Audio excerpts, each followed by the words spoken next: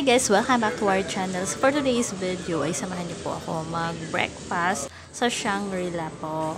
Buffet breakfast po ito from 6 a.m. hanggang 10:30 a.m. O diba? Sulit na sulit siya guys. So ngayon ay nandito na kami sa lobby ng hotel. So ayan siya guys. So wala pa masyadong tao kasi mga before 6 a.m. nandito na kami. So ayan guys. So ayan. Dyan tayo papasok para kumain ng breakfast.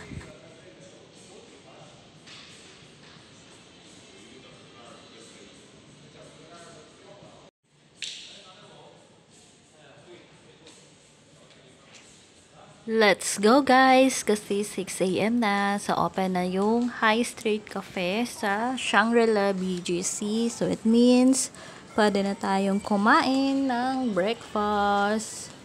So ayun guys, malaki yung lugar nila dito sa High Street Cafe. So kahit 10 or 20 kayo sa isang grupo, kaya nilang i-accommodate kasi parang tingin ko nasa $100 cash sa lugar na ito or sa place na ito. So, ang daming pagpipilian ng mga pagkain guys kasi nga buffet. Tapos, ang dami kong gustong tikman pero hindi ko natikman kasi hindi ko na kaya dahil busog na ako. Mabilis din kasi ako mabusog. So, ang mga kinain ko or pinili kong kainin ay yung mga parang feeling ko masasarap siya. Kung titingnan mo palang masarap na. Pero actually, lahat naman masarap for sure. Kaya lang medyo maingat ako sa pagkain ng mga iba't ibang kasi nga hindi ko alam kung magugustuhan ng ko. Kasi hindi friendly yung ko. Tiyan, mabilis masira. So, ayun guys. So, ayun yung place. Malaki talaga siya guys. So, ayun. Tsaka madaming tao din nung mga bandang 7 or 8 a.m. na. So, kami, maaga talaga kami. Kasi 6 a.m. nandiyan na kami. Hanggang 10:40 a.m. So, ayun guys. Diba? Sulit na sulit. So, ang dami talaga may pipilian guys. So, kung gusto mo ng mga soup, may mga sausages, pancakes, waffle, breads, iba't ibang klase ng breads, may taho, may mga kakanin din sila, may mga juices, fruits, itlog, fried rice, meron ding adobo. Yung iba hindi ko na-videohan kasi nahihiya ako eh. So, mahihiyain pa ako mag-video.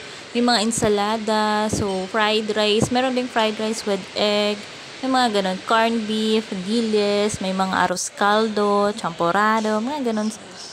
Yung mga pang breakfast talaga. So, ayan yung mga kakanin guys. So, nagre-refill naman sila. Yung iba naman pinapalitan ng iba't ibang, yung kakanin. Pag naubos na yun, iba na naman yung i-display nila. Parang ganon. Ayan, may taho. Yung taho gusto ko sanang mag-try pero nawala na sa isip ko na kumuha ng taho. Dami ding mga breads, mga iba't ibang klase. So, ayan guys. So, may cake din. Balak na namin mag-try ng cake pero nawala na, nakalimutan namin kasi nga busog na rin kami. So, ayan.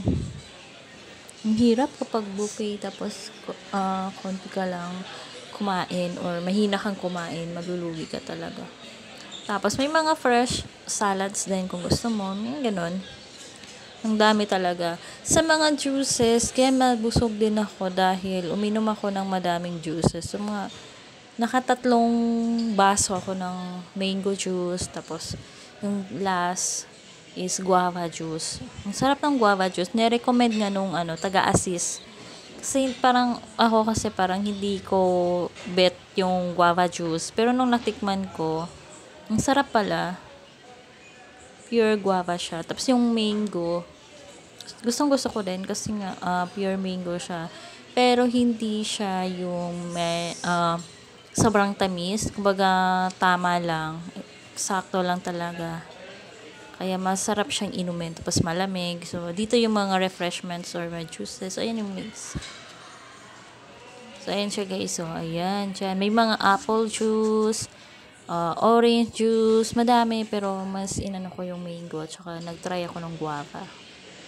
Ayan guys, so, kuha ka lang ng kuha hanggang sa gusto mo, parang gano'n. So ayan, may mga klase-klaseng cheese din, may mga cereals, nag-try din ako ng cereals, tapos ikaw nang bahala mag-mix kung ano yung gusto mo. May mga fresh milk din naman. Then, may mga yogurt na gusto mo. Ayan, kung gusto mo kumuha ng saging. Hindi ako kumuha ng saging, guys. Kasi nga, madalas akong kumakain ng saging. So, ba't pa ako kukuha ng saging, di ba? So, yung mga kinukuha ko, yung mga hindi ko madalas nakakain. Kumbaga ganun. So, yung mga cereals. So, ayan guys, nag-try ako. Nakadalawang ulit ako ng cereals, pero paiba-iba. Kasi minix ko siya ng minix na paiba-iba din. Tapos, ibang yogurt, yung gano'n. So, yun yung egg fried rice. Yung may plain rice din sila. Tapos, yung mga siomai, mga ganun. Ano yun? Sampurado. Oo, may ano pa, oh. May dilis pa.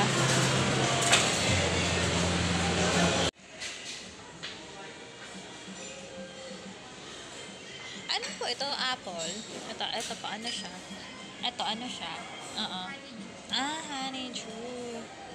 Oh, wow. Honeydew melon pala yun. Ay, ito na pala siya. Malamig.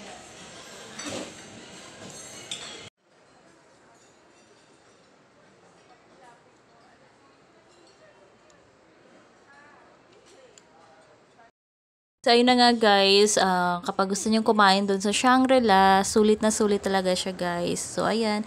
Thank you for watching at saka salamat po sa lahat ng mga sumuporta sa aming munting channel. Thank you guys. Ingat!